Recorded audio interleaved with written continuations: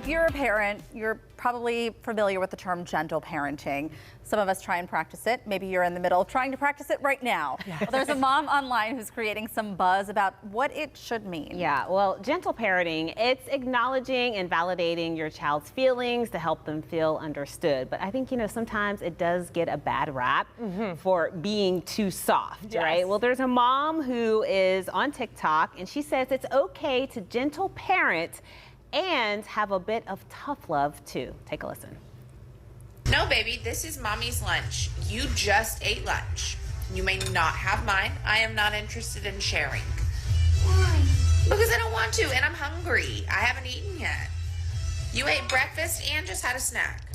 I was hungry. You were, and then you ate. It is okay to have firm boundaries with your children. Okay. Why don't you go in the pantry and pick yourself a snack, or you can get a cheese stick out of the fridge. Right after out of that video, she still says, "No, sir, you cannot have that." Yeah. But she goes on to say that you're also allowed to set firm boundaries when it comes to your body with your kids and just having them kind of pull and tug on you all of the time. But here, this is what gets me. At the end of the video, her son says, "But please, mommy, can I have some of your food?" That's the point where I would probably melt and give in. But do you find yourself having to set firm boundaries with your children at this point, and how do you handle that?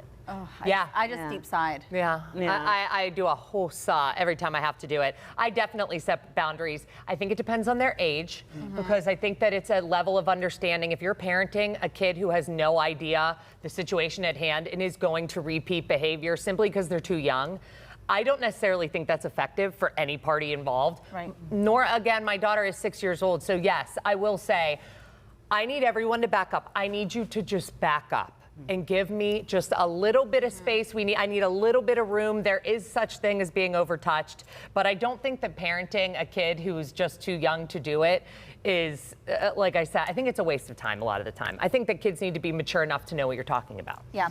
I think, and here's the thing, you said you'd be a puddle at that last, Yes. But mommy, please. Honestly, that is when it becomes the most important, because what they learn when you start to break at the end of it is that, if I just push her hard enough. You've said this before, and I feel like I'm trying to adopt it at home. That's the hardest thing, is that you're like, okay, deep breaths, sigh, center myself, and they keep pushing and pushing and pushing, and it's at that end where you're like, fine, I don't care. Just get out of my face. And then you've ruined everything that you've just done the last 15 minutes. I think that's when it becomes really hard. We've had a lot of these conversations about boundaries. We also started talking about consent. That's a big thing when it comes to giving somebody a hug or just putting your hands on them and that sort of thing. And it changes. For a 5-year-old, that's a lot different than it is for a 10-year-old. Things are just evolving and changing. But when it comes to gentle parenting, I try and at least instill if somebody is angry, you're allowed to be mad about this, but this is my rule. Yeah.